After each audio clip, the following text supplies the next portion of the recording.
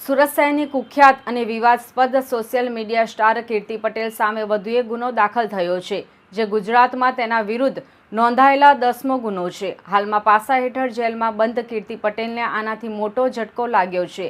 આ વખતે લસકાણા પોલીસ સ્ટેશનમાં રેતી કપચીના વેપારી અલ્પેશ ડોંડાએ કીર્તિ પટેલ વિરુદ્ધ ફરિયાદ નોંધાવી છે। કીર્તિ પટેલ પર ખંડણીખોર પ્રવૃત્તિઓ અને સોશિયલ મીડિયા પર લોકોને બદનામ કરવાના અગાઉથી જ અનેક આરોપો છે। આ નવી ફરિયાદમાં પણ ધમકી અને બદનામ કરવાના આક્ષેપો મૂકવામાં આવ્યા છે। વેપારી અલ્પેશ ડોંડાની ફરિયાદ મુજબ સમગ્ર ઘટના ગત નવેમ્બર મહિનામાં બની હતી। અલ્પેશ ડોંડા એક ઇન્સ્ટાગ્રામ લાઈવ સેશન્સમાં જોડાયા હતા, જ્યાં અન્ય બે વ્યક્તિ કીર્તિ પટેલ વિશે એલફેલ બોલી રહ્યા હતા। લાઈવ દરમિયાન અલ્પેશ ડોંડા કીર્તિ પટેલ વિરુદ્ધ કંઈ પણ બોલ્યા ન હતા અને તેઓ માત્ર સાંભળી રહ્યા હતા। આ બાબતની જાણ થતાં કીર્તિ પટેલ તેની ઇન્સ્ટાગ્રામ આઈડી પરથી અલ્પેશ ડોંડાની આઈડી પર કોલ કર્યો હતો।